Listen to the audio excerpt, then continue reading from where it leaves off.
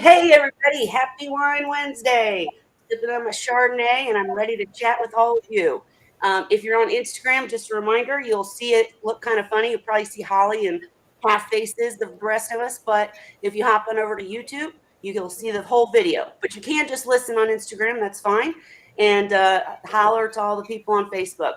So today, I'm sorry, I'm rushing. I'm rumbling again. But today we've got a very important topic. Today I have Holly, Ray, Cheryl, and Tyann with me, and we're going to discuss something that's really important, which is actually I'm going to hand it over first to Tyann because this was a topic that you suggested. So do you want to give us the basics? I've got some stuff pulled up that we'll go over, but just give us the basics real quick about what we're talking about. Okay, the Lacey Act. The Lacey Act was actually installed back in early 1900, but they have amended it several times over the course of the years. And what they're trying to do now is they're running it through with the America Competes Act. And it's kind of tucked in there.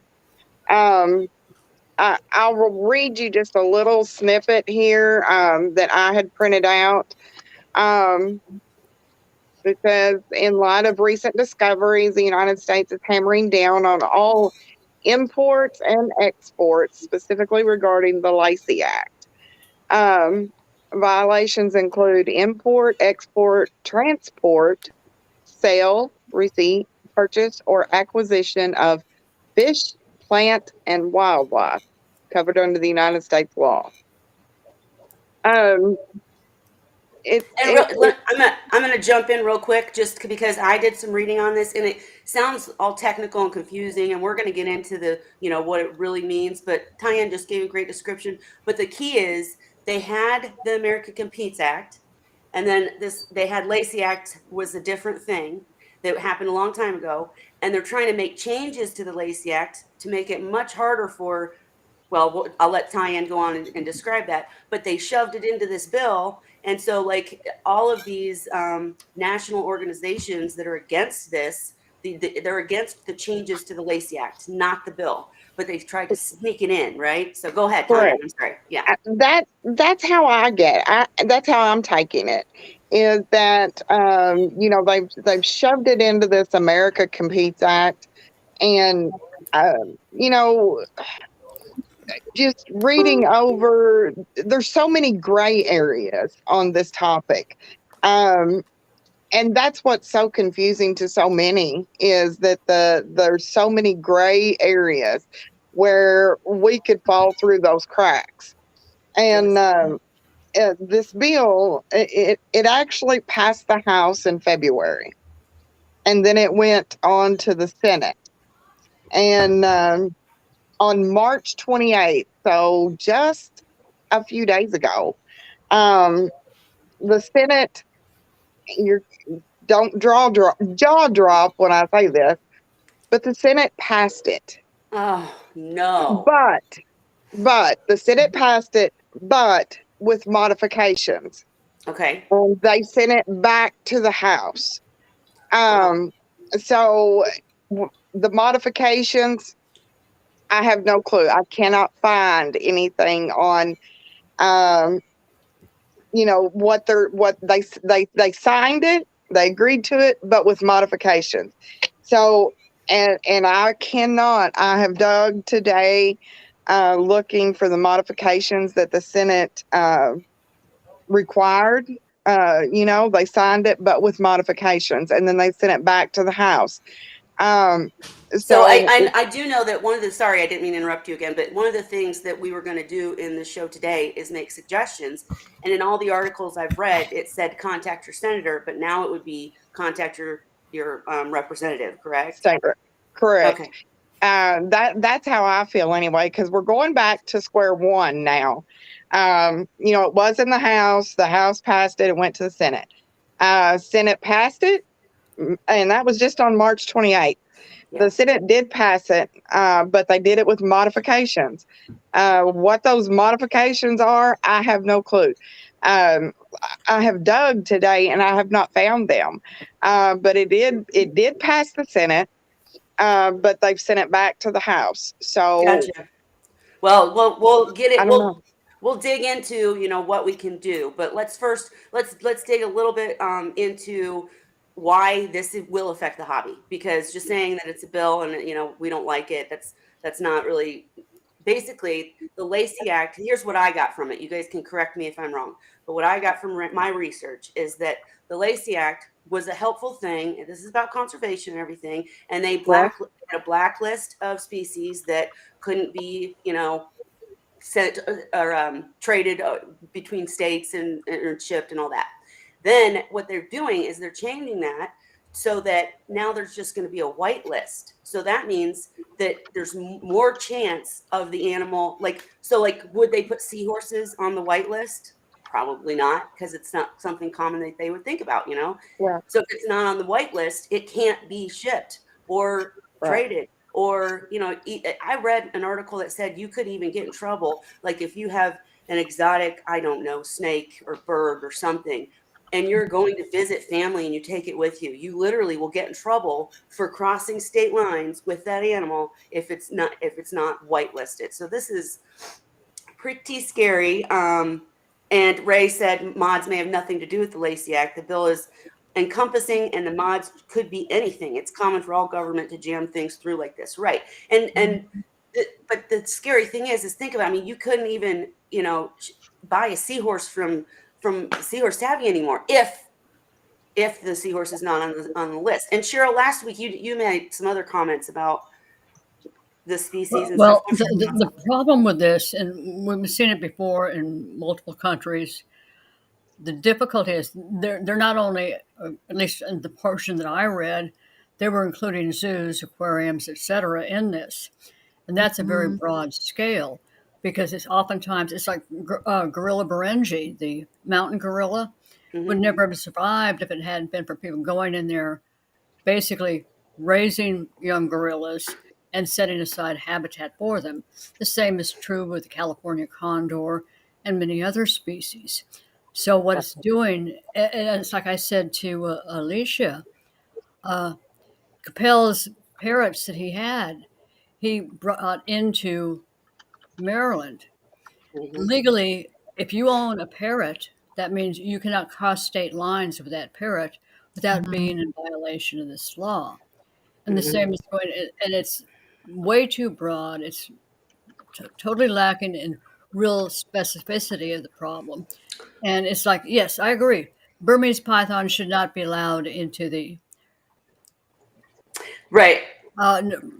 you know, I There's just got right. I think what you're grabbing at, Cheryl, is we talked about this a little bit last week. There is a concern, and okay, the way that I read it, and it was worded. And Ray, I did find a link. I don't know if it's the link you'll want, but I'll make sure it's in the comments. I'll get it when somebody else is talking.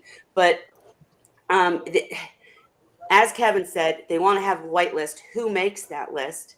And there is a cause for conservation, and there is the way they're wording. I'm sorry, I'm rambling. The way they're wording it is they're going to make certain species and certain animals infringent. Or, I can't remember the right word, but basically saying that they're a threat. So like they did to Calurpa in California. There's a cause for that. When the lionfish went into the oceans and made a mess in there's cause for being careful, but when they do it so broad, and as Kevin said, when senators and House representatives are the ones making these lists, that's maybe it'll be Fish and Wildlife. Well, They it's screw forever anyways. because basically the white list is going to be this long. It's going to be dogs and cats, and it could take years for other species to be added to that white list. And the states already have precautions against invasive species. Holly, right, the states should handle it. Than this, because right now we get seahorses imported into this country that they have CITES permits that they're claiming are captive bred. I had one recently that were labeled as hippocampus combs, and in reality, they were hystrix. They don't look anything alike. The point I'm trying to make is the people that are regulating this don't know what they're looking at. Right. Mhm. Right. because they don't have the knowledge. Well, It's that was my thought too, was, in the big realm of it, you've got the America Competes Act, and there may be a lot of good stuff in there, but when they're Right. trying to slide this in there, kind of unnoticed, so to speak, yeah, that's not right. And what is it going to come down to? They say domesticated. Well, they're listing dogs and cats. Well, as well as your seahorses, as well as I do my fish, you know, there are pets too. It's just how they look at them. And, I think it's going to be, if this goes through, and I was shocked to find out that it did pass the Senate, but with modifications. And like I said, that just happened just a few days ago. And so I was actually shocked, and to find that out today. And, and I don't know what the modifications are. Is it going to broaden the list to make it more feasible for us in this hobby to survive, or not? I have no clues. But really, why would they do that? They don't. I just feel like the government what doesn't would give a make more care. sense? Wait, What would hang on, make more Spunk. sense would Hang on, have Spunk. people. It boils down to this, because I feel like this is just my thoughts. Mhm. If this goes through and everything, it's going to be, well, you can cross state lines with them, but you need a license. How Mm. much is that license going to be? And Spunk I Jr. kind of said feel if you like, pay the government enough, your animal gets on the list. Exactly. Go ahead, yeah, Tyann. I'm sorry. The problem with yeah, all this is what's going to happen is when this goes into effect, the only people that are not going to be complying are the people that are illegally importing and exporting, bottom line. And the thing is, all it's doing is going to increase the market in poor quality Right. because they are going to be smuggling them in under the radar. Bottom Yep. right. line. That's Well, what happens every time they make new regulations that, crack down, then the black market becomes, they Yeah. just go on the black market. well, But even when they've stated crossing state lines. Okay, I'm in Arkansas. I'm like, Missouri's like, just a few miles away from me because we're in the upper corner. I can't take any of my fish to Missouri. I can't even, I mean, how's that going to work? Even transporting it across state lines. you saying And that makes me Well, think about what the if you fact that want what to about move or you need to see a vet in the other state or or the yeah. trade shows, I MACNA. don't I mean, yeah. how are they ever going to do that? You wouldn't be. I mean, we don't know enough yet. We need to see the list whenever this list is made for sure. But it Mhm. just seems like they should they don't. I wish they cared more about getting input from people like us. Ray, you haven't talked yet. I know you wanted to read it, and Well, I it's didn't hard to get you get the in. link. Yeah, I know. We all Well, the go first ahead. thing, not everybody knows my point of view on this, but because I cannot see the actual act, Mhm. what I am seeing when I go to all these websites are people's interpretation of it. And being that I don't have a lot of faith in people being too accurate, I can't make an honest determination of what the act really is and just how harmful or whatever. But Right. the fact is, we should have something in place to take care of the very few people in the hobby that do things like dump lionfish in the ocean or Yes. various other things. We need somehow to do it, and I don't have the answer to that. But Ray, the other thing is, I know for a Let me fact finish. that Australia is very strict in this regard. They still I have pet agree with stores. you People can 100%, still Ray. buy And pets in that.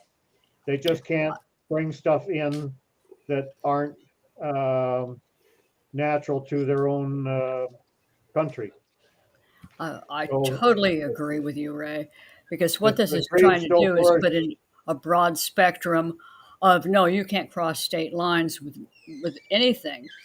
But I'm going to tell you up front, I've done a lot of volunteer work and professional work with critically endangered species. And if it weren't for cooperation between zoos and aquariums, we would have lost a lot of species that we would never see again. Right. Um, You're absolutely right. But Ray's point's valid too. Like the article that I'm not going to pull it up on the screen, but the article that I was reading, and I'm going to touch on what Ray just said too in a minute. But the article I was reading, actually, Senator Marco Rubio of Florida, he has been trying to get something passed forever because they're having so many problems with invasive species. Right. So I get that point. It's just I think there should be. I don't know. I don't comments. What do you guys think? Because hang U.S. on, Fish and Cheryl. U.S. Fish and Wildlife is supposed to be monitoring this program. U.S. Fish and Wildlife are the ones that turned over a shipment out of Australia to an aquarium because the seahorses weren't hitching. U.S. Fish and Wildlife, when I worked with them in the past, when I was working with the Cetaciformes, hook-billed parrots, they didn't know the difference between an African gray, a Timney gray, or a yellow-naped Amazon because they had no training in what the species looked like. So they don't even know what they're looking at. And Right.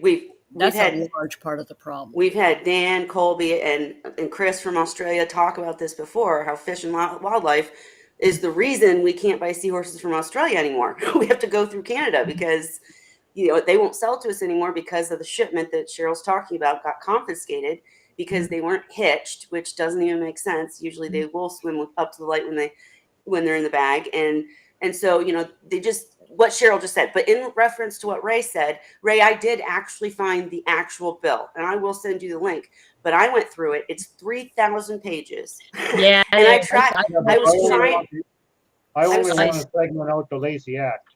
Right. I know, but finding it is the problem. And I did try, I tried myself and I tried to search, where in the America Competes Act is the changes to Lacey Amendments. It didn't work. So I'll send it to you, but you're going to have to go through the whole thing. I found a very brief phrase about it. And the thing is, I've been reading a little bit kind of what's happening with it. I even read something that it might be introduced in another bill this summer. Like they might include it in something else that they're doing this summer. So it's like sneaky. I don't like sneaky. It feels like somebody's sneaking something in on us. Yeah, the thing is, it is hard to find anything about it. It's only a couple of paragraphs. It's not clear even what they're looking at because I did find it and read it. And they're not clarifying. It's just this big blanket statement.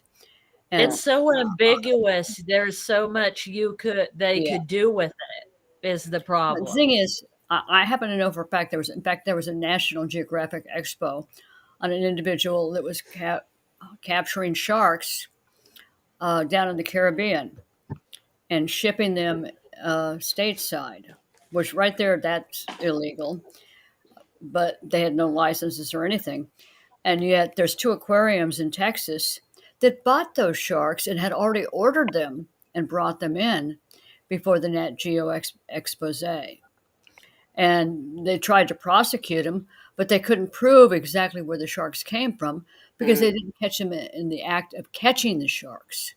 Okay, so that's a good point. And I'm curious from anybody, Tyann, I know you haven't had a chance to talk in a while, but what do you think in response to what Cheryl and Ray are saying? Because there does need to be something. It's just they're doing this so broadly that it's going to ruin the hobby.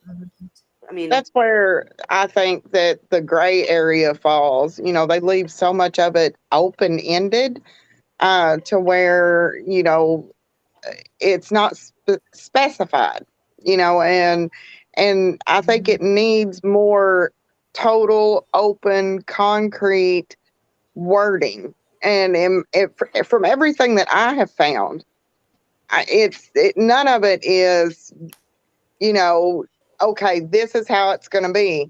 It is all left up to your imagination almost, from what I can see. And it just doesn't, it's not concrete. If they said, no, there will be no lionfish go from go anywhere. Okay, that's a lionfish. But they've left it so kind of broad and open ended that I'm just afraid it's going to be a disaster. Yes. Well, not Yeah. only that. Hang on, Cheryl. All of the articles I've read have been these very high up. I could name them if I looked at them really quickly, but AVMA opposes the Lacey amendments. All of them. Every place you look, even the conservation places are against this because it's so broad. Yeah. And as Kevin said, they do this with every bill. They'll slide something in that one representative wants, and they just get it to pass, and then all of a sudden we have to deal with this. I like Seahorse Corner's thought. Sounds like they need to hire more fish and wildlife with more training rather than pass this law. But even if they do pass it, okay, sorry, I'm rambling. Anybody know how we could make a change to fish and wildlife? Like, I know you take it on the government is almost impossible, but can't we write representatives or talk to the fish and wildlife about training? Is there any way to get train them? Okay, but let me jump in here for a minute, because I've had prior experience with this. Back when parrots were being imported into the U.S. out of Mexico, South America, etc. What was going on is the birds had to be banded, which is fine. So what they were doing is bringing in Mexican redheads that were very easy to catch and cheap, and putting bans on other species, and then selling them out of the USDA quarantines as quarantine birds, which they were not, and as birds that were not the same, not the correct species. That is scary. I mean, I fought that one for several years, and we finally, basically, we got the quarantine station shut down. Is what happened. I think our best bet is going to be to contact our House of Representatives again and our senators, and see what their thoughts are on this, and see if they can pinpoint it down a little bit and define it. That's the issue I'm having. The biggest issue I have. Yes, I believe there needs to be regulations on certain species that are invasive. I totally agree with you, Ray. Absolutely, there does need to be. But people don't have the training to do that. But wait. You guys, Spunk Jr. They don't know what they're Spunk looking Jr. at. said because the releasing of seahorses in Arkansas is such a huge problem. I mean, come on. That's one point that I do want us to dive into a little bit, is that shouldn't it be the states? Like, if Florida wants to make a law that you can't allow lionfish in, I get it. I'm with you, because as Kevin said, lionfish were definitely a problem in Florida waters. So they should be able to handle that at a state level versus a blanket statement for the whole country. Yeah, I totally believe that, because everywhere is different. It's too broad. I'm not. Sorry, I'm not.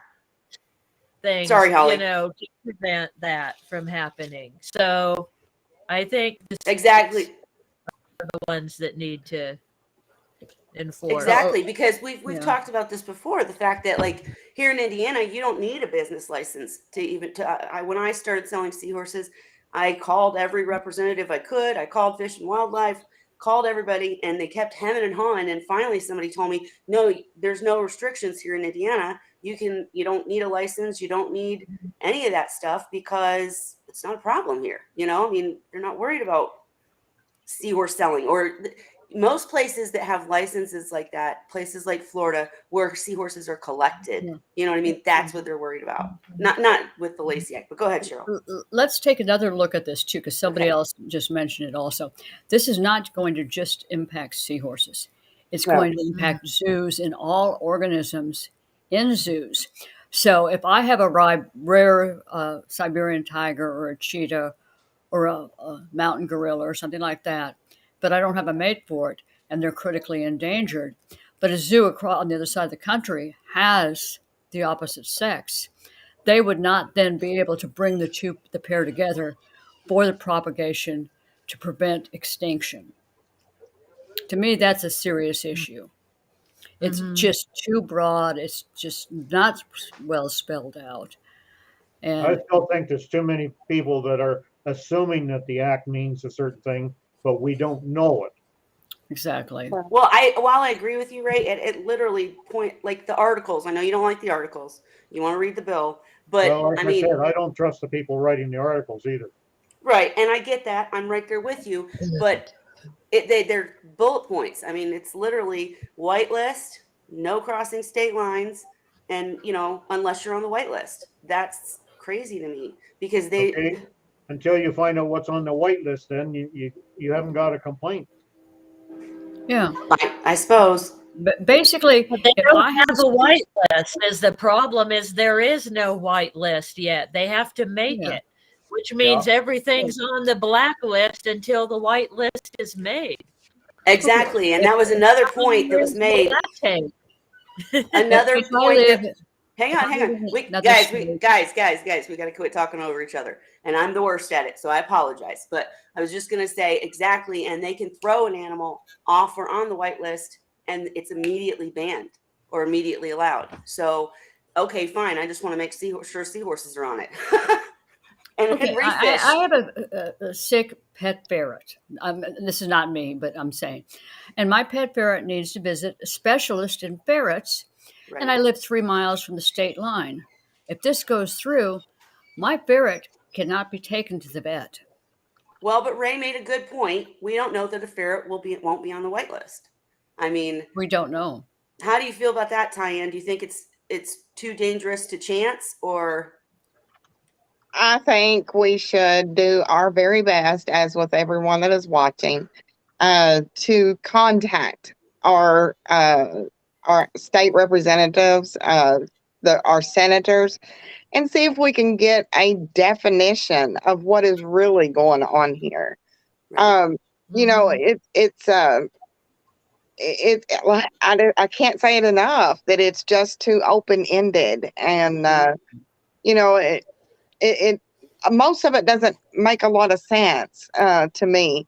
And everything that I've read and I've tried to search and look and all different kinds of platforms out there, and it's just too much. When you can't find the information, that's a scary thing. I mean, right there. If you can't find it, if they don't spell it out, then it just feels sneaky. So, Ray, Yeah. I'm with you about wanting to read the whole bill yourself or find that Right. section. But if you can't, my goodness, what does that say? And Al said it's designed to eliminate small business profit. And then Ray said Australia still has small business pet shops. They do?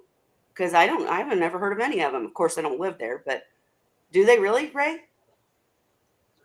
Do a Google search and find the shops that they list in Australia. Really? Well, that's surprising. Another thing Dan I went think out of is business. Hold on just a second. Somebody just posted. behind that. I think the punishment should be put on the people that release into the environment. Oops, wrong one. That's just what I'm saying. If you find them, Not on the importers or that's the like people that love finding the the guy that throws the garbage out in the street. Right, Cheryl, it goes back to what you were just saying. They couldn't prosecute the shark bad doers because it wasn't in the place. But that's what I go back to. It should be by state. Make it illegal for them to come in the state. You kind of have to look like who's behind it too, who's trying to put it through. And one of the things that I kind of found out through a little research is PETA is one of the groups behind it. Mm-hmm. And we all know, those of us that are familiar with PETA know they don't even want us to have cats or dogs as pets. No. Yeah. If it's PETA, so I'm not then worried. what's next? And I did have a friend of mine that's definitely really on top of all this tell me earlier today that this does not look like it's going to go through the way it is. Well, And- it did though. Well, Yeah. it Well, still there's hasn't. been modifications though. But and but the we don't know modifications what might those be. are. So Sorry. we'd have to Right. I think you're right. Have contact somebody, your local congressman or, and ask questions and see what they can find out for you, I think. Because like Ray said, there is kind of too much out there, and you try to research it, and it's really hard to find anything it actually is, the actual bill itself, to read it. Right. I found some, I don't think it was current. And it was so brief, you could read anything into it, which is a problem right there. I'm wondering just how many other acts that are going before Congress are published before they actually get approved. Maybe they're not out there because it's not something that's done. If it's not approved, they don't want it out there in the general public. I And think that would may make be the some sense. case. I think that may be the case just from what I was reading and seeing. So we end Well- up with a lot of people's interpretation of what they've been told. And if they probably haven't seen the act either. They've been told certain things. And so everybody gets all up in arms about it. And it's a human nature thing. Whenever something's going through, rumor gets around about different changes made. And I'm not talking about the pet industry. I'm talking about just anything pretty In well. general, yeah. And you get all sorts of people upset about it, but then you often find afterwards when the legislation goes through, there was nothing to worry about in the first place. Well, Only I'm a certain go ahead, sorry. segment of the market, which doesn't matter what goes through, whether you're left, right, center, or what. Not everybody's going to approve of every piece of legislation. True, That's but true. I found the act. I did find it. I know it's changed now, but hang on. Let me see if I can find it right here. So go ahead and keep talking, guys. I'm going to get the link for Ray, but I just Well- couldn't sit through the 3,000 pages. It was insane just to I find that know. little No, part. I found that So I'm too. grateful. I think I shared it with you guys, the link to it. And yeah, it's like 3,000 something pages. And then Yeah, the but that's specific part about the amendment they're talking about is like a couple sentences. Yeah, it didn't have the changes to the Lacey Act in it. What would make Mhm. more sense would be if you want to raise and sell seahorses, then you need to get a license. It doesn't necessarily have to be a commercial license, but it says that you were engaged in this activity and you have to list your species, provide photographs so they know what in the heck they're looking at, because otherwise they will have no idea if U.S. Fish and Wildlife steps in, and then work from there, rather than just banning everything and saying you can't cross state lines with these. I mean, Sure, but as I was saying earlier, that's why I wish it would come down to the states, Yeah. because I have to, frankly, I'm going to say it, guys, I have to work harder to breed seahorses in Indiana than somebody in Florida does. So I shouldn't have to, do the same things that they do, because I have Yeah. to do all this extra stuff to. Okay, you can all disagree with me, but also R.G. Reeve said, in my opinion, the government isn't going to purposely destroy the pet industry. They made almost $100 billion last year. That's a lot of tax money lost every year, but there will be changes made. And Vincent, when you comment on Facebook, I don't think I see the whole thing, because I saw Ray is correct as far as we don't really know what's on the bill. The pet industry is huge, and I'm guessing you don't think that they will destroy it. You guys are probably right. I just and I do want to dive in before we're done into what we can do in this instance. Like, as Tyann said, write to our senators. There are now senators and Now representatives. the congressman, I think, or if it's back to. let me real quick respond to Kevin Weisson's. Okay. Peacock bass is a cichlid brought in from the Amazon years ago and became invasive predatory fish in Florida, Georgia, Alabama, Louisiana, and Texas. I just read an article today where they just found an invasive catfish in the Comal River that has never been there before, and they just posted it today. Obviously, somebody had to release it into the Comal River.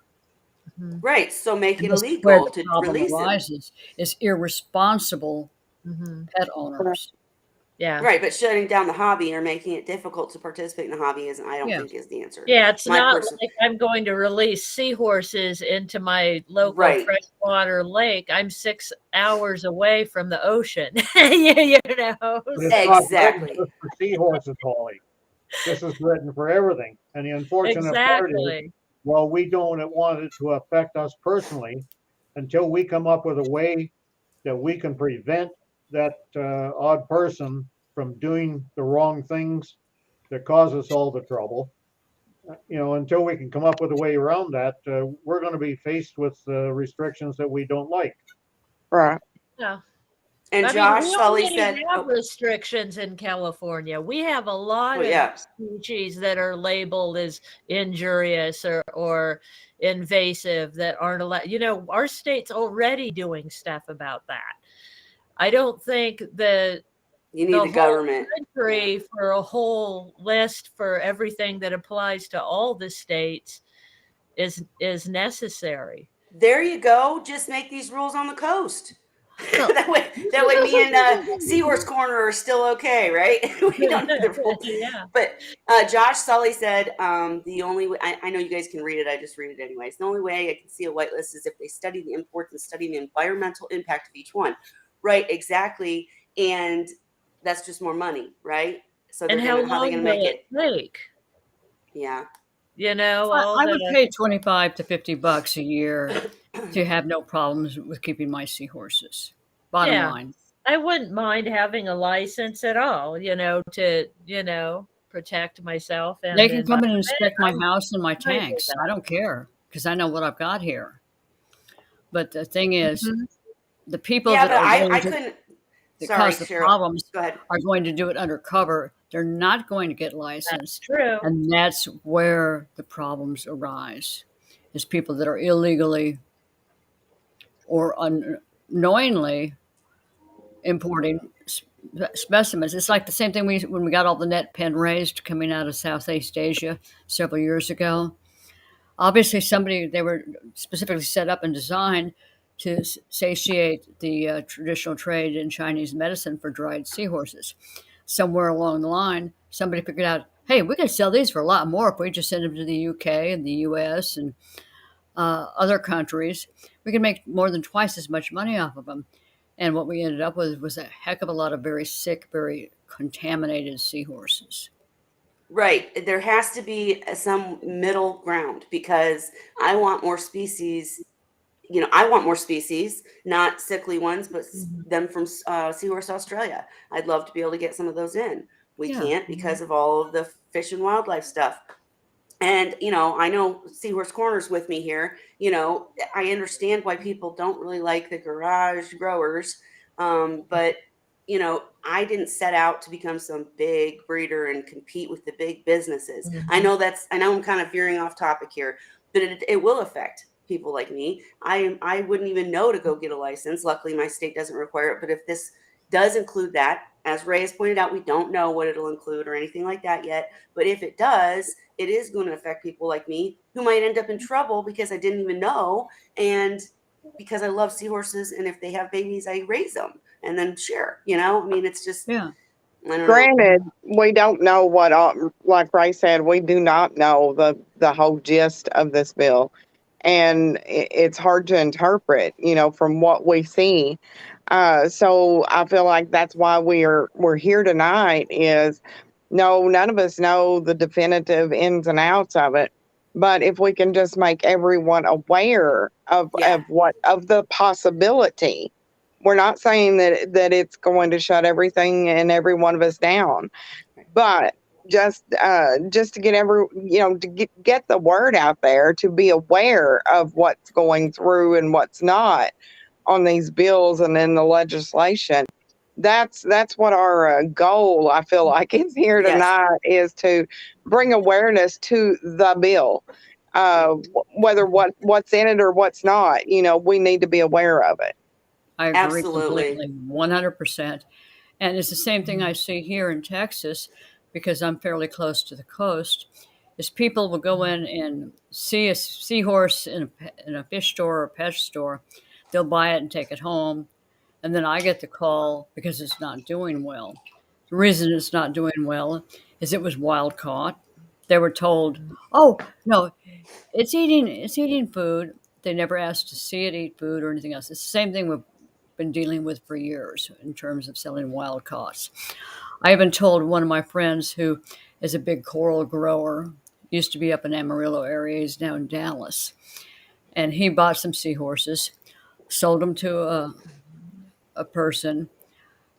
They wouldn't eat anything. They were not eating because they were never trained to eat frozen food. And he wanted me to sell him some of my seahorses to train the wild caught seahorses to eat frozen food. And at that point, I advised him flat out that is a recipe for disaster because these have been captive bred for multiple generations. They are not most likely not carrying Euro which most likely the wild Right. caughts are. And the highest probability would be that if you sold them to this individual, my captive breds, basically he would lose the captive breds. Yep. Yep. And he profusely thanked me, For the explaining information. it to him, educating him, and he promised me he would never buy wild caughts again. Right. And there's something, conservation has its place, and we don't want, I mean, everybody's making great points. Let me get through the comments really quick. Kevin Yeah. made a point. Peacock bass is a cichlid brought from the Amazon, years ago, and has become invasive predatory fish in Florida, Georgia, Alabama, Louisiana, and Texas. That's why states should make the list. Right, agree. I totally agree with you. I mean, the cholera thing in was it California or Florida? Can't remember. Anyways, California. I know California. I have get it. we don't want to destroy the oceans because of dumb ASSs that So throw their stuff in the how do ocean. we prosecute people that are irresponsible and dump fish, that are irresponsible, throw a dog outside on the curb or a cat Right. or anything? Hang on, Cheryl, let me get through part the of our comments real quick. society. And then we're going to jump into what we can do because I've got some thoughts about fish and wildlife. But Kevin also said most aquarium industry fish are not invasive, but some are. That's what I'm saying. I just want the list. I want to know what's on the list, and then maybe we'll be okay. But we already have trouble with seahorses. Like certain species we can't get. And I'm not talking about wild caught. I'm talking about like we can't get from Seahorse Australia because Fish and Wildlife keep confiscating these packages because they don't know what they're doing. So I really think we got to concentrate on that. But Drip said, I would imagine we will all have to pay a yearly license to own, buy, sell, propagate. In Ohio, a license is $25 to $50, depending on the danger to humans, natural wildlife. I mean, if it's $25, $50, I'm down. Okay, that's fine. But this crossing state lines thing. So are you guys saying that you believe that when they make these amendments to the Lacey Act, that it will just mean you have to buy a license? What about the whitelist? If it's not on the whitelist, if they're keeping track of who has these animals legally, I kind of don't see a problem with that. Because I realize here's one thing about people, that just release something like into the environment, that's got to be hard to catch. Yeah, I bet Josh, they don't get caught a lot of the time. If somebody takes their pet snake or whatever and goes and releases it in the Everglades and there's nobody there to see them, how are you going to catch these people? And that's the bottom line. The bad apples ruin it for the good. It's called law enforcement. And the difference is... but I mean, it's so hard, though. I mean, like where I live, if I had something, let's say I had some kind of a wild animal here that I just released out in the woods. I live out in the boonies. There's nobody here to catch me. We don't have law enforcement all over the place. It's so easy. A lot of people won't get caught. So everybody go to Holly's now. No, I'm just kidding. I'm going to give you species. Holly, I'm going to give you an example. Years ago when I was living in Colorado, I was out on Horsetooth Reservoir and I saw a Canadian goose with an arrow in its side. And I reported it. They finally caught it. I was unable to catch it and it got rehabilitated. Next thing they knew, down in the locals, lake in the city, there was another Canadian goose with an arrow in its side. Except this time, they were looking for the guy and they caught him. which is Good. great. That's great. I mean, it We was need- fortunate, and maybe it was just dumb luck, but they did their job. Right. Well, I'm Yeah, trying yeah. so guys, I'm trying so hard to get I see your comments. I'm gonna keep saying them. It just takes me a minute because we all like to talk. But Francis, hey Francis, we need an update from you too. But he asked about initiating a nonprofit organization on seahorse conservation efforts. They already have what's the one called, guys? Oh my gosh, I can't believe I can't think of it. I had her on the show. They have one. I'm going to think of the name and tell you in a minute. And then Ray, you keep saying stuff in the comments, so I'm trying to keep up here. Show your picture, Kelly, then we can watch your face and maybe figure out what you're saying. Oh, sorry. I didn't even realize I still had it off. No, I can't think of it. I keep wanting to say Seahorse source. That's not it. But it's somebody in the comments remind me of the big group. Amanda Vincent runs it. The conservation group for seahorses. Oh, I can't believe I can't remember the name. And I had literally had one of the I know top who people you're on the talking show. about. Yeah. I have it written down somewhere in my, but I'll try to look at my notes while we're talking, see if I could find it. And Ray made a good point. If just state regulated, how does one stop someone from one state with a non-regulated species from carrying it to the next state? And I think that's what they're trying to accomplish with these amendments, seriously. And I get the point. It's just going to ruin it for everybody who doesn't do the stupid stuff. But you're muted, Ray, I think. Can't hear you. Oh, I can't hear Ray. Somebody else just posted. I have a pamphlet that I got from MACNA Atlanta Expo that lobbyist that was speaker there Sunday. I will post that information when I get back home. Please do. I'm very serious about that. Yeah. And I want to hear more about the MACNA Atlanta Expo. I didn't make it, so I always make MACNA events. But so glad you got to go, and I want to hear all about it. Okay, I think I did get through. Hey, Seahorse Corn, thank you for the super chat. You're awesome. And okay, last comment I'm going to post. One more. Those anacondas and boas in the Everglades have become the top of the food chain. Right. I mean, I totally get what Ray's saying and what Cheryl is, pointing out. So let's dive into that, guys. I know we don't have the list yet. And Ray, I hear you. We don't have the list yet, so we can't really. We're just putting out information right now, as Tyann said. But how could up and there was not sufficient information in the legislature to help me form any kind of idea of what they're really proposing, to be blunt. Right. Mm-hmm. So say we wait until it's over. We don't. That's why I think Tyann and I really wanted to get the message out, is because even though there isn't a list yet, and we're basing this on articles from other places instead of the exact list or bill, it still doesn't hurt to message our representatives. Write a letter, call, and just a very polite, not threatening letter that says, "Hey, we noticed this. That these changes are going to be in this bill, and here's our thoughts on it." And there's an example letter actually that I can post. I should have posted it because I pulled up the actual legislature. It's only about 3 paragraphs and says very little in terms of what exactly they plan to do.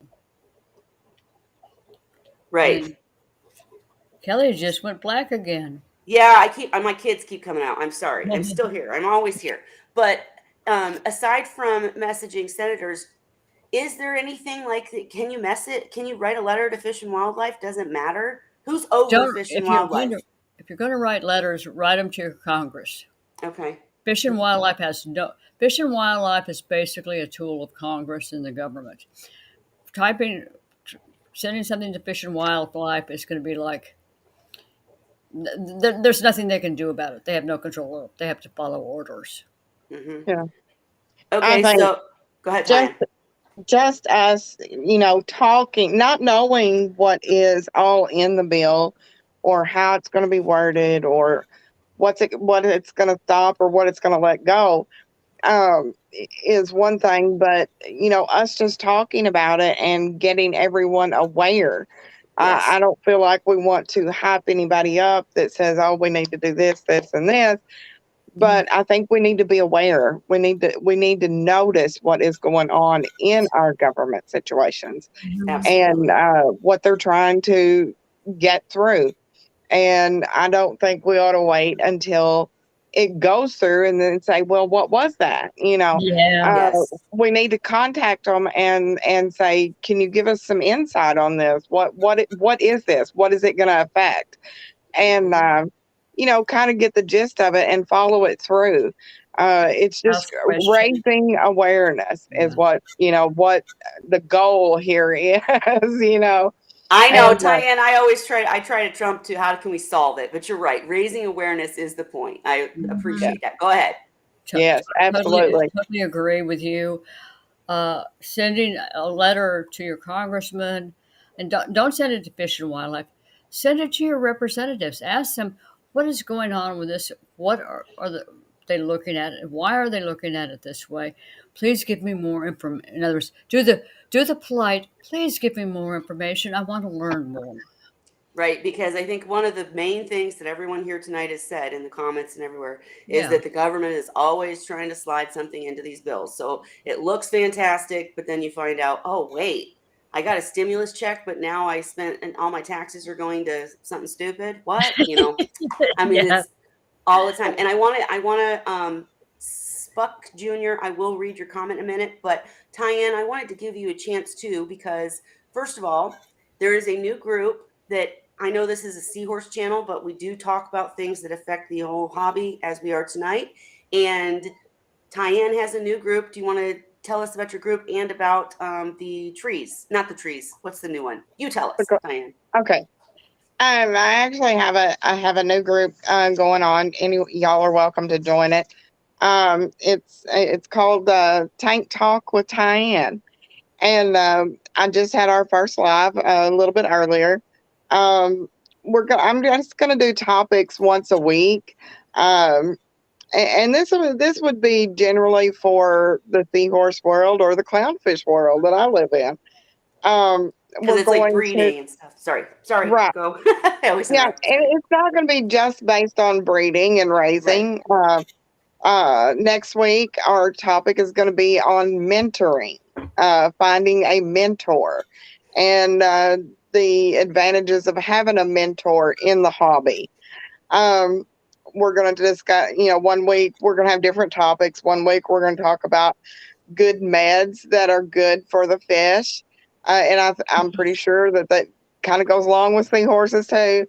Different medications because they're going to get sick and something's going to pop up when you don't have it.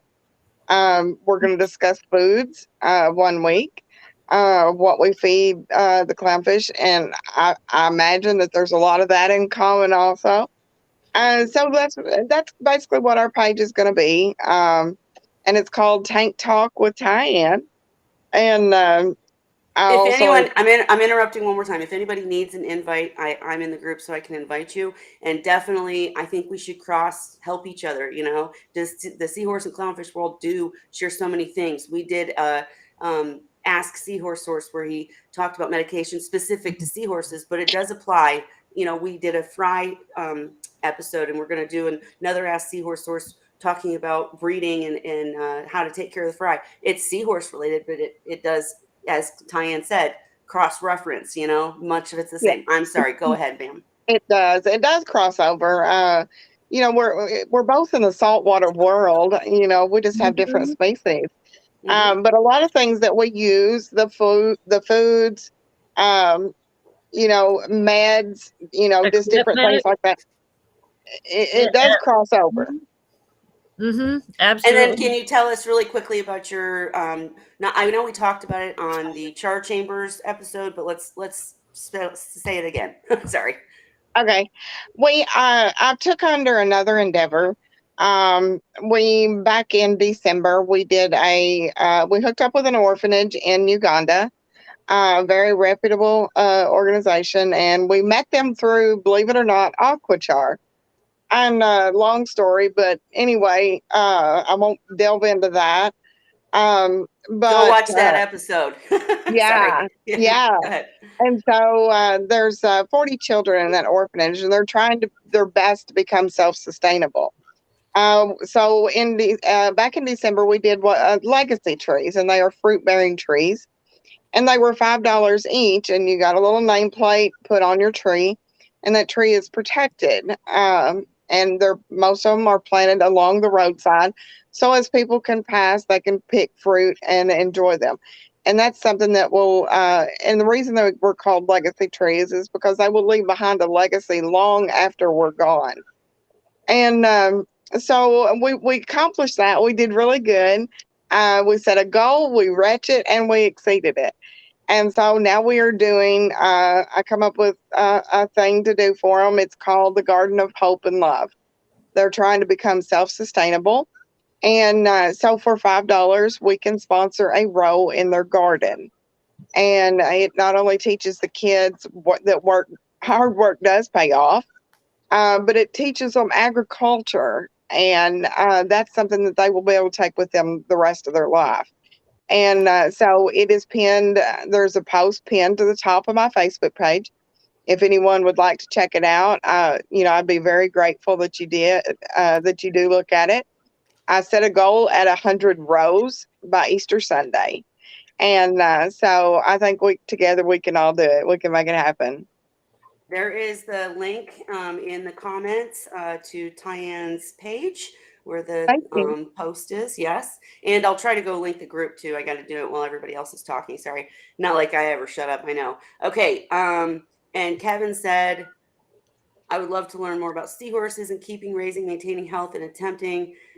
That's right. If I want to learn about clownfish, you better believe I'm going to Robert or Tyann's page and I did have clownfish that were trying to spawn in my reef tank.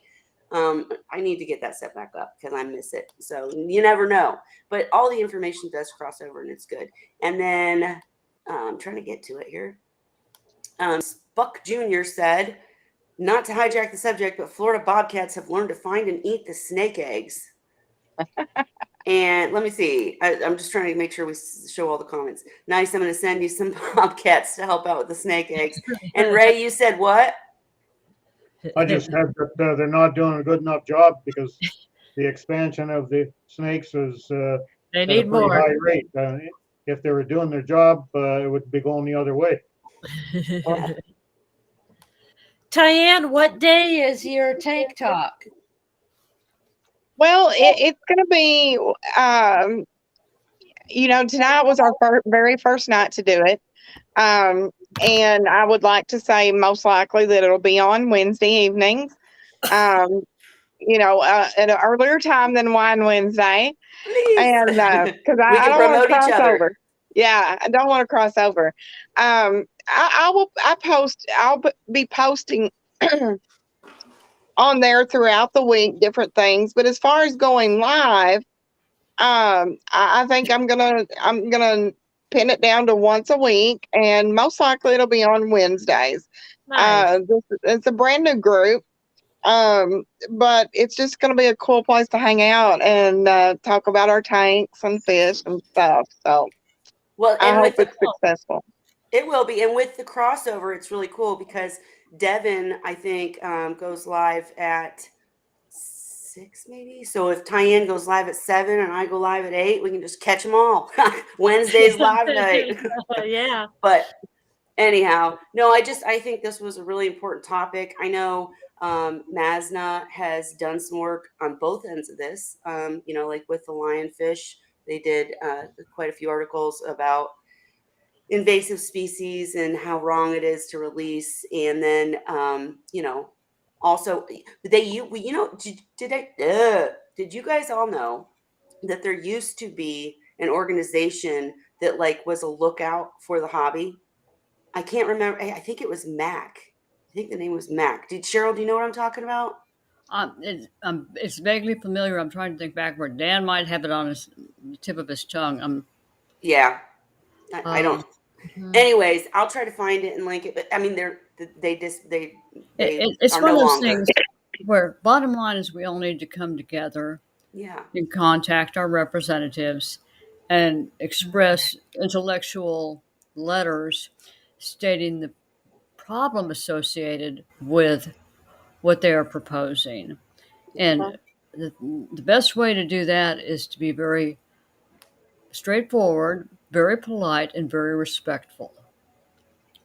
And because if you come on as a professional, they're going to respond to it Right. as coming from another professional. Yep. And that's the best thing any of us can do at this point. Absolutely. And I would love to. I know we're just talking awareness tonight. We're not talking solving the problem because we really can't. We don't have all the details yet. But Right. man, I hope anybody who ever watches this, because a lot of people watch it later, we got to do something about fish or food and wildlife. Fish and wildlife? It's fish and wildlife. What is it? Fish and wildlife. Because they're Like screwing us up in this too many was ways. a good post from Josh where he said, could the main issue be that people do not know the risks of releasing and the government should have shared the information with the public? In other words, let's put something out there, put it on Facebook. Do you understand if you buy this lionfish and you release him into the Caribbean, or you release this snake into the Everglades or whatever, the amount of damage that they can do? Maybe it's not so much people just being irresponsible, but people They not don't know. understanding the ecological consequences of their actions. I don't buy that. Here in Canada, Yeah. over the years, the Canadian government has repeatedly gone on about releasing goldfish into the wild. People still keep on doing Yeah. it. It's I'm convenient. not saying for it to stop. It's just like, puppy mills and stuff like that. The crap never stops. The bad But I apples do ruin it think for the that's good, true always. that we don't hear that enough here, though, in the U.S. I just posted. will say that. I agree, Holly, and I just posted 2 MASNA articles: the lionfish one and the release invasion one. Share them around, guys. Share them on your pages and stuff, because awareness is key, as Tyann has pointed out. Okay, Yeah. how do I save this link? Can you message it to me, Kelly? Yeah, of course. The 2, yeah, of course. Also message wanna it read to that. me and I'll stick it Okay. on my page. Yeah. Sure. And let's see. Absolutely.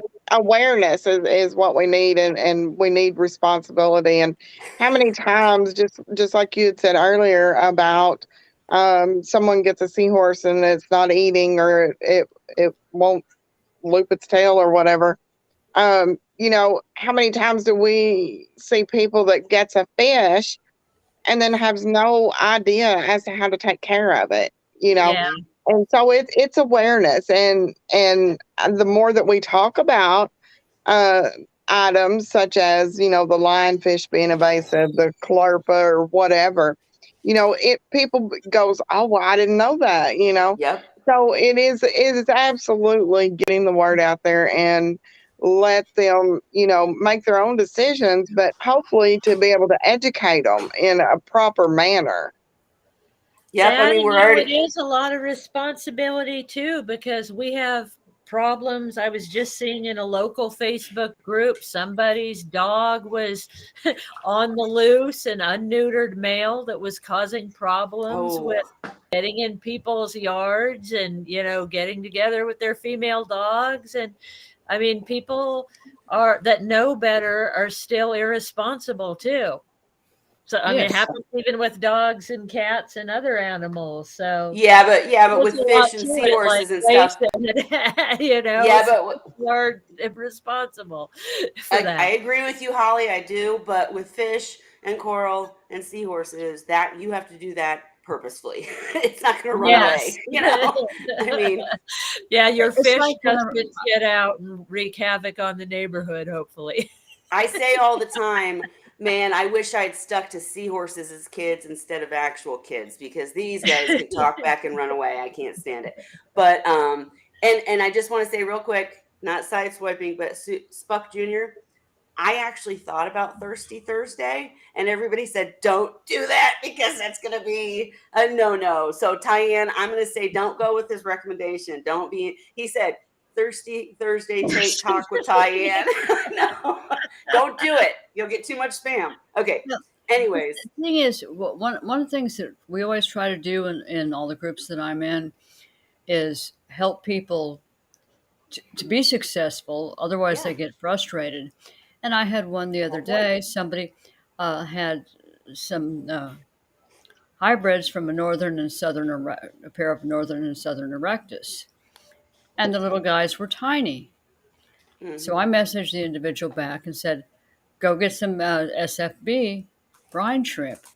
Next thing she knows is that they can eat it all. They're big enough to eat the San Francisco Bay because they're a smaller species. They're different well, they're different species.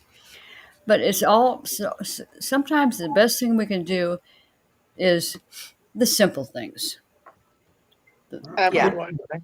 the things Yep. that we know. Yeah. Sure. And that's Absolutely. Just educating. And the more that we talk about it, these different subjects, just like, next week, I'm going to talk about on my page, I'm going to talk about mentoring. yep. Um, the more that we put it out there, the more they're going to be aware and just kind of open their eyes and spread the word and as to how to do this or do that, what works good and what doesn't. So just absolutely discussing it and trying to get the ins and outs until we can get it nailed down as to exactly what it is. Right. If we get more people interested in it, there's strength in numbers. Yes. Exactly. Now other people will look it up, learn about it. We'll all be expecting to see the bill in its finality, whatever. And absolutely, I can just say that when I started with Seahorses, if I had not met Dan, Cheryl, and the rest, I would be in trouble because Ray too. I mean, they helped me so much. And now that's why we do Wine Wednesday, is to help other people. And it's not always about seahorses. We kind of slant that way, obviously. But yeah. And Shyla is in Singapore, and it's cool that we're reaching people in Singapore. And I understand everything's illegal there. You have captive bred seahorses, don't you? I'm so sorry. I forget names. I drink wine, but I'm pretty sure, don't you have seahorses? So is there captive breeding efforts there? What, Cheryl, what were you going to say?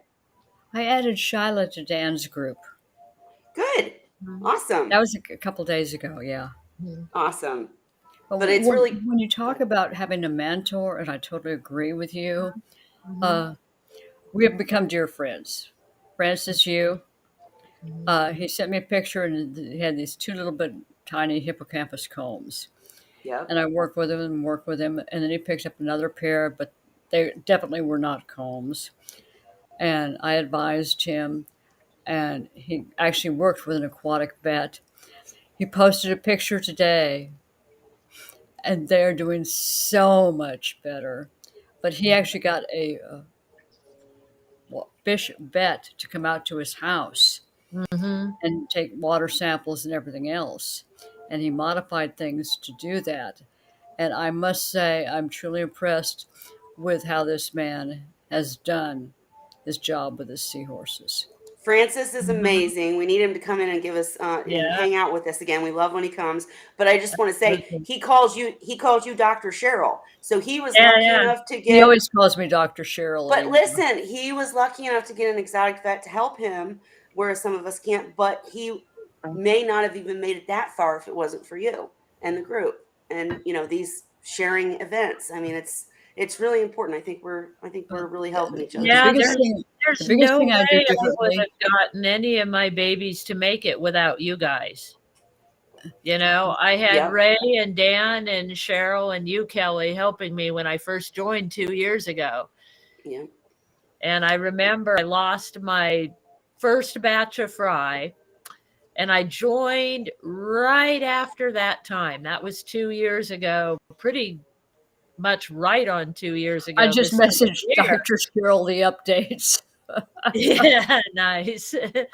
But yeah, all you guys were so helpful, and It's the same. You know otherwise I what? wouldn't have known what to do. How would I have ever thought to use, of all things, formaldehyde and Or peroxide. Yep. to raise baby seahorses?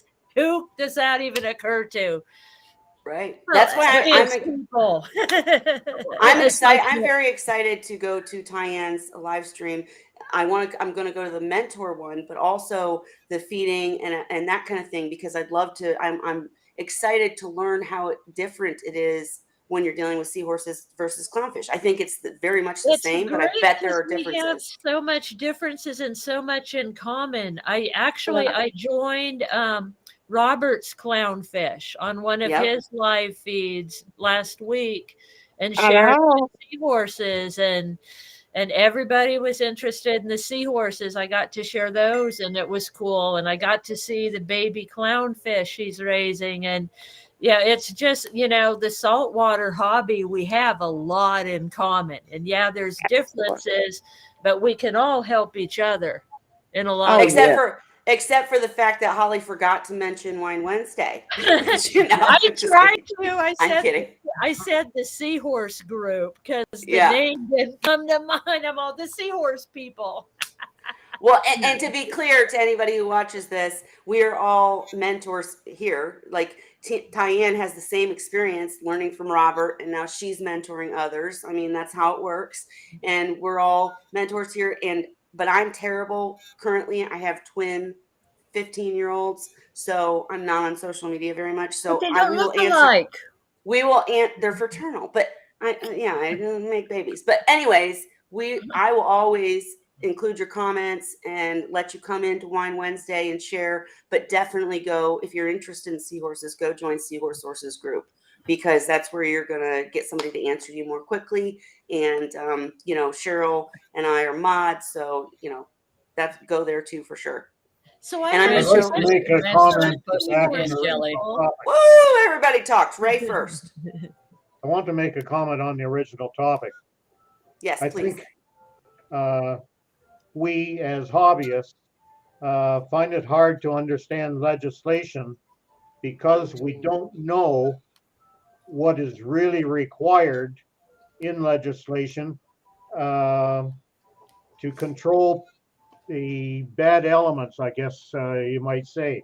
Whereas it's like the police, they know the ins and outs of the crooks and the killers and that. We don't know how they go all about it, but the police do. And the police would have to deal with the government to get legislation to handle certain things. I think it's the same way here. They have committees that make these changes to the legislation, and the committees are specific and they have to call in experts to get the information needed. And those experts know that XYZ is needed to be able to handle this situation. But because we don't know that XYZ, what that is supposed to be needed, we don't understand just why the legislation is worded the way it is. Well, I think one of the hardest parts for me with dealing with seahorses that are in trouble is I come up from a medical background, and without being able to run a culture and sensitivity, determine what bacteria or what other pathogens are in there or parasites, you're still pretty much shooting in the dark. And all you have left to be able to rely on is your experience just from watching the seahorses. And it's definitely not state of the art. And it really breaks my heart that we don't have more veterinarians that are willing to work with fish. Yeah. Right. And wait, and I want to tie what Ray and Cheryl just said kind of together, because it was kind of two separate things. But Ray, you're right. We don't know how Congress works and how the Fish and Wildlife work and everything else. But when they call in experts, this is the part that I want to dive into some other day or figure out how we can fix it some other day. But they're calling in experts. They're calling in like scientists, and scientists don't really know either. You know what I'm saying? Like, they should call in a Cheryl. They should call in a Dan. I don't know that it's scientists that they're calling. And Dan has no idea what's needed for regulation to control the criminal element. True. True. Even the people that do know, they can know as much as they want. Tomorrow somebody's going to come up with another way that they're going to have to find out about. Well, and that's true of everything in the world. Yeah. Well, and it we're- might be too, the way they enforce it is like if they catch you going over state lines and you're moving and you've got your parrot with you, they might not enforce that law. Whereas if you come in with a truckload of parrots, that's something different. Right. So, And are you advocating a truckload of parrots to hide no, your she's not. No, but I get the She took point. that in the spirit that it was intended. You know, like I get the point. It might end up, maybe it will end up a good thing. As Tyann has pointed out, we're just trying to raise awareness and, message your representatives to find out more so that we make sure it doesn't impact the hobby, but it does stop whatever they're trying to stop, Yep. I Can like I have that. my question real quick before I forget what it was? Sure. You Okay. forgot. Just because it's in my mind right now. So this is a question for the Seahorse people because I found out about a prescription antibiotic from the clownfish people, and I wanted to see if the Seahorse people know about it and if it's something that's safe for seahorses. I believe it's called ciprofloxacin something, CIPRO for short. Cipro. Yeah, Cipro. I'm looking it up. Anybody know about it? I don't know about it. If it's Oh, wait. Seahorse safe Right or up. something we might be able to use. You know what? I think that Francis asked about this because it came right up on my, like, I've already searched it. I'm gonna look into it, and I will. We still have to do the I final want to episode say of. it was Kevin that actually brought it up to me. Oh, maybe it was. Kevin Weisen. Yeah. How do you guys use it with clownfish? How do you use it?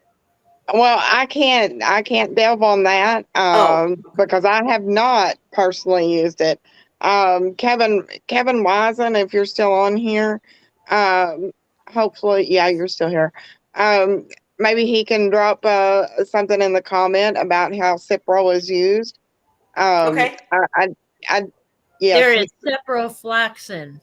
yeah. And Kevin actually, in the comments, said he's interested in learning more about seahorses. So, Kevin, I'm inviting you right now. If you want to come in a week and tell us about ciprofloxacin, I can't say it right, and ask us questions about seahorses, we'd love to have you as a guest. But I'm waiting. He's probably typing, but Yeah.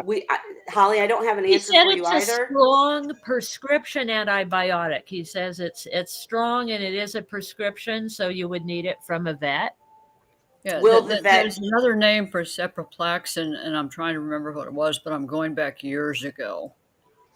Well, There's go ahead, Tyann.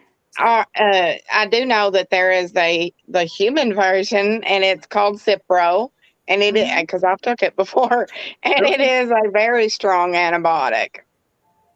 Yeah, I'm trying to remember. I'd have to backdate on that to be able to give any more insights. It's been a while. Well, and I'm Kelly, going to call Dan. I'm going to call Dan as soon as we're off. And what were you going to say, Tyann? Kelly, if you don't mind me, I'm going to read this comment here from Josh Sullins. Yes, please. Oh, He I was says, going to put it okay, up. he runs Coral Frag and Vets. We give out saltwater tanks and corals to veterans and first responders that suffer from PTSD and other issues. I keep getting asked if I can get seahorses for tanks. Now, I do want to give a shout out to Josh Sullins because what he does is absolutely fabulous.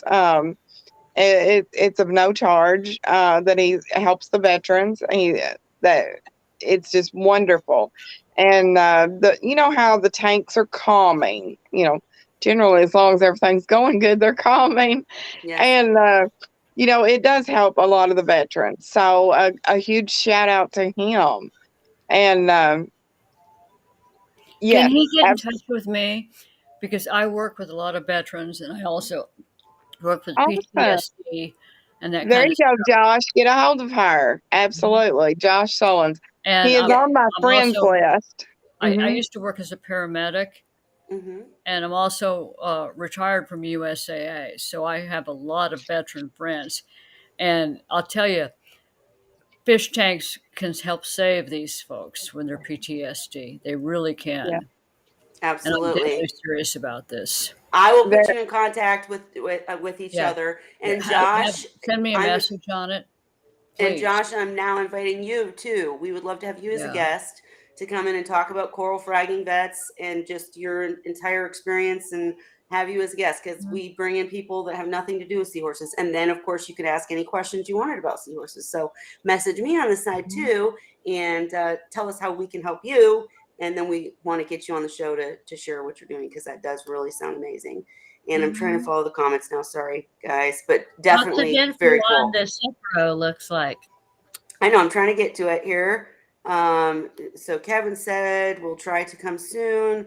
It's an antibiotic, but can get through chewy. So you don't have to have a vet because that's my big concern. As soon as we start talking about anything like Diamox, I got to go Seahorse Corner because I can't get it here. I don't have a vet that will I probably shouldn't have said that. Sorry. And Shyla, I'm going to go back to your comments before we end. I'm sorry. I'm just trying to stay on topic here, but and Seahorse Corner is helping Josh about seahorses. Okay, here we go. Francis says, and then I'm going to show Francis's seahorse. You guys can, it's a synthetic broad spectrum antibiotic that is effective against gram-negative and some gram-positive bacterial pathogens of fish. So my big question to Kevin or whoever's used it is, do you need to use it in a hospital tank? Because anytime I see that it's effective against positive and negative, it's usually not able to be used in a tank, a display tank because, okay. And Francis said, columnaris infections. Right. Gotcha. Okay. Maybe effective against bacteria unresponsive to other antibiotics. I think that's kind of what Kevin was telling me. Like it's strong. Like if other stuff's not working, try that. Reminds me of could replace our like Furan 2 or the Canaplex, Sulfaplex for bacteria. I think it'd probably be like a step of the next step up. This is not working. We're going to go to something a little bit stronger. Well, Tyann, you don't know, but we've been discussing lately on One Wednesday that Furon 2 is very hard to find now. Did they discontinue it, you guys? Is that what happened? Or no, Dan said no, it just wasn't being produced enough for it's in short supply, I think is what's going on, is what Dan found out. Gotcha. Because I have a couple of different videos showing how I saved seahorses from a bacterial infection using triple sulfa and Furon 2. But you can't get Furon 2 anymore. So we need to make a new video with the new medications for sure. One of the things that's going on right now is just like so many countries over in Europe, they're backing off on what's available in the market. In fact, Josh just posted at France. I'm really glad to hear that. No, but that wasn't the one. It was nice for fish when it just. I know, Cheryl, I have trouble with comments too. Keep it up. Phosphate to treat. Chloroquine phosphate actually is designed to treat uronema, basically malarial bug. So we don't need it on everybody, but when we need it desperately. And it looks like we can no longer get that either. So there's a lot of stuff coming off the market.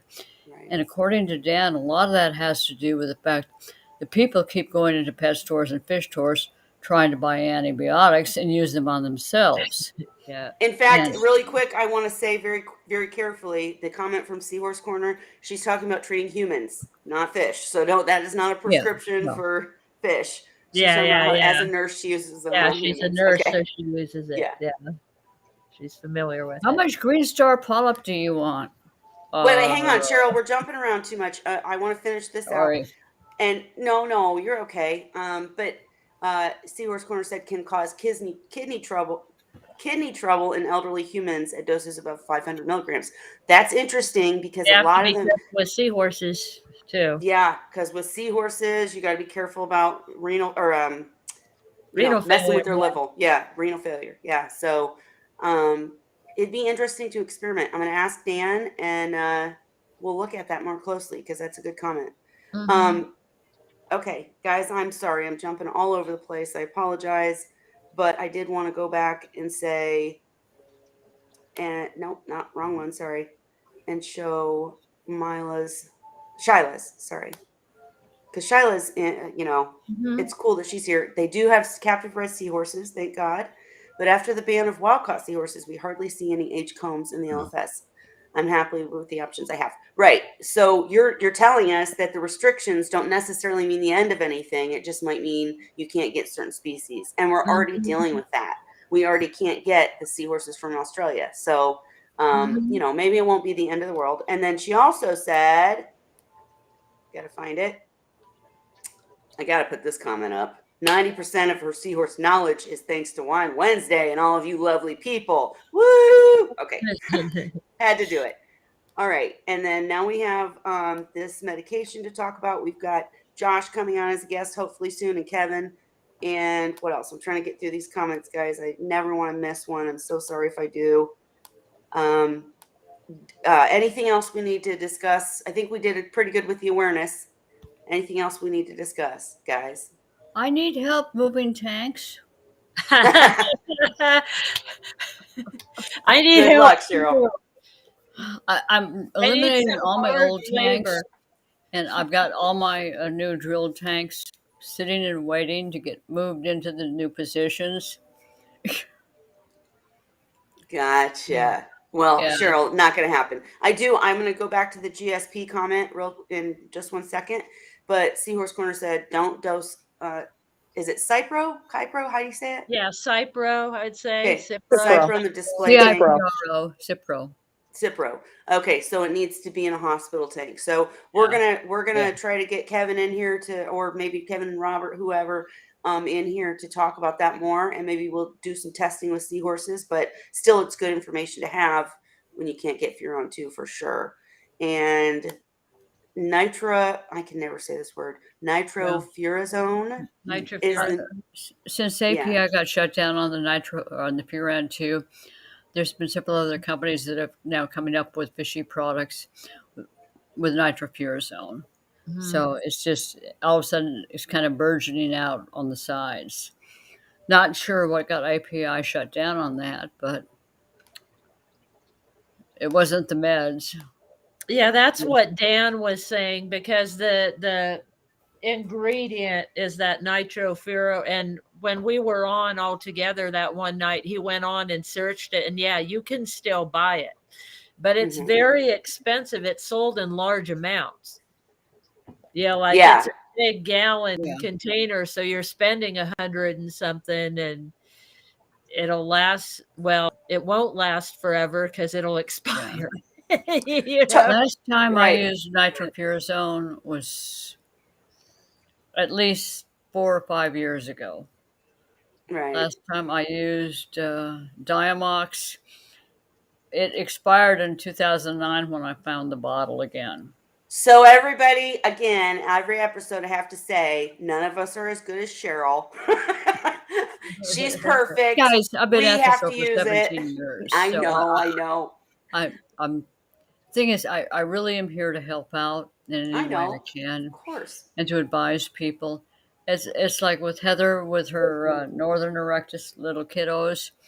And I said, get SFB, San Francisco Bay brine shrimp. She's like, huh? They're smaller. So she got some. Guess what? The little guys are growing like little boogers. Yeah, absolutely. It's one of those things. Over the years, you pick up so many pieces. Mm-hmm. And you don't always know how to answer stuff because your mind's going in 50 different directions when you're trying to do it. But I love working with people. I love helping people. And I thoroughly enjoy seeing people have success with seahorses. Yep. I'm not as young as I used to be. I won't be around here forever. But I see people moving forward that will move on after me. Because you're teaching them. Absolutely. Mm-hmm. And Ray said, how long before you can no longer get meds except with prescription, like here in Canada and many other countries? Ray, so you can't get any of these things? No. Nope. Wow. Nope. Yes. And if you try to get it mailed in through a mail catalog, sometimes it'll slip through, but most times they get it at the border. Mm-hmm. And it's confiscated and you're paid for it. Well, and if we're talking about, we want, with this going back to the bill and the amendment, we might be facing that with the actual fish and seahorses too. Um, you know, so I don't know. But I was going to ask Tyann something. Oh, Tyann, do you guys Yes. use probiotics with clownfish? Yeah. Hipro. So you're into probiotics. Which do you use?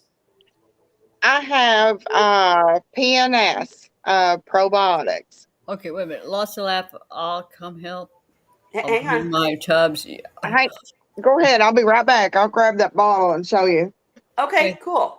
Who's hosting? Yeah, Heather will come help you. She says Oh. she'll bring her fry tubs and you can plumb them in exchange. Same here. No kidding. After you've done as many as Maybe I you have, can it's like come help me scrub Zip, all the zip, coralline zip. algae off of my display tank too in a couple the thing weeks is, here. they're great places for growing pods and amphipods, copepods. They also work really well for live mysid shrimp and stuff like that. So if if you don't have fry in them, they're great for propagating For other stuff in the live meantime. feeds for your seahorses. And Cheryl actually did a video with me about Right. this, showing her tank. So I got to link it when we're done. Somebody remind me. But Tyann, go Oh, and ahead. Show I've me. got Oh, wait. Kelly. I've got your Rebel Rock is going with my amphipods, and the K1 is tumbling. Yay! Send me pictures or Awesome. videos. Yeah, the K1 will help. It works kind of like Aquachar. I suspect Aquachar is probably a little more effective, but the Mhm. K1 is really cheap because it's so Yeah. available. Yep. But it's one of those things. I'm going to when I set up another system, which I will hopefully do shortly. I'm going to look at the difference between the Aquachar and the K1. Woo. I'm actually, when I get the char chambers, I'm going to do some Yeah, I testing need to too. get the char chambers. I Yeah. want to get a couple of those for my tanks. Yeah. soon. Well, Absolutely. Kevin and Robert are sending me to, so I'm going to do some testing and I will show you guys. I promise. Nice. But go, Tyann, I know we're jumping around, but go ahead and show me. Oh, I was just going to show you this. This is the it's called PNS Pro Bio Okay. that I use. This is really good for in particular like gut loading, like gut loading your rotifers, your brine that you're going to feed out to. I do this with my rotifers because that's the first food that the clownfish larvae eat is rotifers. And so, thank you, Kevin, for posting that hydrospace. Like I will gut load them with this right here. And it seems to be doing really good. I just got a couple of bottles to try out. And, so far, so good. I really like it. Hydrospace, that's Kevin posted it there where it comes from. What species are you working with? What Cheryl? species are you working with? She's working with rotifers. Oh, I will gut load the rotifers or baby brine shrimp with this. No, but what species is seahorses? No, she's clownfish. I'm clownfish. She's clownfish. I mean, she's not clownfish, but she's raising baby clownfish. But what we keep talking about tonight is how it comes over. But no, Right. we drink wine on this channel, guys. After 9, it's over. But I was gonna say, I can get drunk on a cup of tea. I know. We're good. But I was going to say that we have searched and searched as we were talking, as Ray said, when is it going to be so hard to get medications? You can't get them anymore. And one of the products that I've used on Dan's advice was Mike F. probiotics. Sanolife is what it is. And you can't hardly get it anymore. Same circumstance that Holly was talking about earlier, where you can buy it, but you got to buy it in big quantities. So it's really expensive. So I'm interested to this is what I'm talking about. Clownfish and seahorse worlds colliding and helping each other. Because now I want to try this and see, because the one thing, and we still have to do the Ask Seahorse Source probiotic and nursery channel, or episode, but I know that I've used it, and the problem with probiotics usually is you don't see the difference until you don't, until you know what I mean? Like you can't see the difference. It's just good. Does that make sense? I'm Yeah. probably not. So have you seen huge differences since you started using it? I really have. I started the day that I'm going to have a hatch that night. I will sieve out some rotifers. Now I've done it with brine shrimp also, but I'll sieve out the rotifers and I'll put them in a little container and just drop a little airline in there, and then I will pour some of this in there, and it just kind of gut loads them, and so this good bacteria that is in this goes on because the larvae clownfish eat it, and so it's then transferred to them. Because they don't have the enzyme that is required to break down food. So the rotifers supply that enzyme, so that they are eating the rotifers. And by gut loading the rotifers with these, with that, it seems to have made a big difference for me. Okay. So What I'm going to species continue to use it. What species are you feeding rotifers? No, Cheryl, remember she's clownfish. She's raising clownfish. But yeah, I mean, no, we Okay, have a similar. I lost that thread because something else popped up. Okay, but no, it's interesting though, Tyann, because of the fact that when we do the probiotic Ask Seahorse source, we use like peroxide and probiotics and all this stuff for the exact same thing. So again, crossing channels. And Francis asked, would Dr. Tim's probiotic be an acceptable substitution for dosing in seahorse tanks? It says it helps grow bacteria that consume the same food sources as Vibrio on the bottle. So my answer to that would be I've used Dr. Tim's probiotics. Again, you don't know if it's working because everything's good. You know what I mean? It's really hard to tell when it's Right. working, but things seem cleaner. The seahorses seem happier. I've used it before. We'll dive into that more deeply in the Ask Seahorse Source episode, but I wouldn't say don't use it because it's a good product. The problem with probiotics is often that you have to read the ingredients. You have to really know what you're doing because some are sludge eaters and some, are help me with the word, Holly. I can't think of the word. I'm so sorry. The organic eaters. That's it. Some eat organic, some eat sludge. So you don't want the sludge eaters. I have some that I've been afraid to try because it tells you to turn off the skimmer, like add it at night and turn off the skimmer. And I don't want to turn off my skimmer. And I think somebody said, well, I don't turn off my skimmer when I add it. I don't want to add too much. I'm like, I don't want to create a problem by trying to, make things better. I don't want to make things worse by trying to make things better. If you know what I mean? Like if you've ever like accidentally added too much of something, or you're like, oh no, I shouldn't have done that. Yep. But as Seahorse Corner said, has Vibrio fighting good bacteria, can't afford to dose all my tanks with it, but baby seahorse tanks get it. And that's how I did it too, to be clear. I would dose probiotics in my adult seahorse tanks every once in a while, but the baby tanks, what, Cheryl, you disagree? Oh, okay, I guess not. And then, whoops. We were all getting drunk. Okay. Yeah, we're about to end Wine Wednesday, y'all. But Kevin said, like taking vitamins, you might not see the difference, but it's good for you. Absolutely. Yeah. Make sure you guys, when I post that we're doing Ask Seahorse Source Part 3, that's going to be based on probiotics. So come back, please. Kevin, message me to make sure I can get you as a guest on the channel. And what was the other gentleman's name? I'm so sorry, you guys. I drink and Josh Sullen. Josh. Thank you, Josh.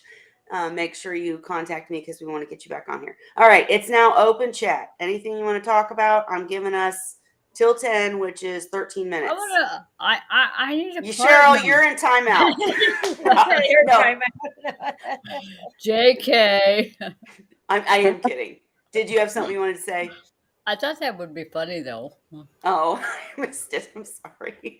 But Tyann, I appreciate you coming and chatting with us and bringing exposure and knowledge to other people, making sure we know what's going on with this bill. because it is important. Ray had to go, by the way. He did let us know he doesn't just drop out because he wants to. He just had to go. But Yeah. Okay. and Holly, we will investigate this medication in future The episodes for Cipro. sure. Yeah. Oh, wait, I know what I have to do very quickly. I Oh, have to no. show Francis's seahorses really fast. Hang on. Where's Yeah. Francis? Okay, he's still there. He's still here, I'm sure. Let's see if this is it. This is it. Whoa. Okay. Hey, don't make fun of me. All right, let me press play now. Yeah. Okay, watch Aw. this. Yes, and this seahorse. Oh, adorable. This seahorse was black and unhappy and not going to make it until Dr. Cheryl helped Look Francis. at that. It's so little. Are comas smaller than erectus then when they are as adults? This is a hippocampus combs. Yeah. A very pretty one. There's another one, yes. Hang on, How I'm are trying to they find the other size video. related to erectus? Are they a smaller seahorse when they're full grown? They are Yes. smaller than erectus overall. Oh, They it's typically darling. come in about 6, maybe 7 inches, but they have a very, very narrow body, even much narrower than reed-eye. Uh-huh. Oh, They're wow. much harder. The typical of reed-eye, they Oh, produce he's so produce cute. very, very tiny fry, and I'm talking That's very so small, sweet. that are very difficult to raise. I had my best success raising them using copepods, Apocyclops panamensis, Yeah. as their first food for the first couple of weeks because they're too tiny to ingest basically baby brine shrimp. Well, right. And I he just is want, adorable. Look at this is a boy. Look at that tiny pouch. I right? know. Yeah. And look at the Boy is so coloration. little. This is a male. He will get darker and have some yellow on his torso, and his spine and tail will typically stay dark. He will lighten up to more of an orange color as he starts grows up. courting. The female, on the other hand, will typically turn into a yellow speckled seahorse. But I mean, just the fact that, I mean, in previous episodes we showed these seahorses were not doing well. They weren't eating. They were very dark. And look at how light colored they are and how happy That's they a are. healthy seahorse. Go Francis. Adorable. Very cool. And Francis, I want combs. You are one lucky dude that you got a pair out of this. Yes. And that they survived. You've done a great job with them. And now we need you to bring them. Adorable. Sorry. My point. Okay. Anything else? Go join Talk with Tyann, or Tank Talk with Tyann. Sorry. And I think that's it for tonight. We're stumbling over our words, guys. It's 10 o'clock. I see that we Wine have many Wednesday. viewers, but if you have any other things to say it now or forever hold your peace. Till next week. Absolutely. Thank you guys so much for having me back on again. I've thoroughly enjoyed it. I've stuck with cold coffee though this week because last time I had wine, I had leg cramps all night long. Oh no! Well, it's great to see you, Tyann. So I appreciate you guys, Thank and you next week on your chat. That sounds fun. Kelly, do you absolutely. pick up your daughter And or is she Wednesday already is my home? tank cleaning day, so I usually finish up like early afternoon because you'd be starting probably about 4 o'clock my time here, and that's about perfect. Then Kelly starts at 5, so I can catch it all. Yes. Awesome. And Tyann, I was going to say it might be more comfortable for Kevin and Josh, right? I keep forgetting his name. I suck. It's Josh, right? Okay. It might be more comfortable if you came on those days too. You're welcome any Wine Wednesday, obviously, but if on those days that they come, if you're able to come, that'd probably be really great. It'd probably make them more comfortable. Absolutely. You just let me know and I'll be here. Yep. I appreciate it. I appreciate the plug for my page, my new page. So I really appreciate that, and for letting me join in and get the knowledge out there that we need about. No, we don't know what's in this bill, but just making people more aware of it. They're gonna talk and they're gonna ask questions, and they're going to talk to people and they're going to ask questions. So Yeah. it helps all the way around. Absolutely. And I know Email your congressman. I've done that before and gotten answers back when I've had questions. Ask him. I'm not trying to complain. I mean, be polite, be upbeat, be professional. I'm concerned as to what is in this bill and how it will impact basically fish and wildlife.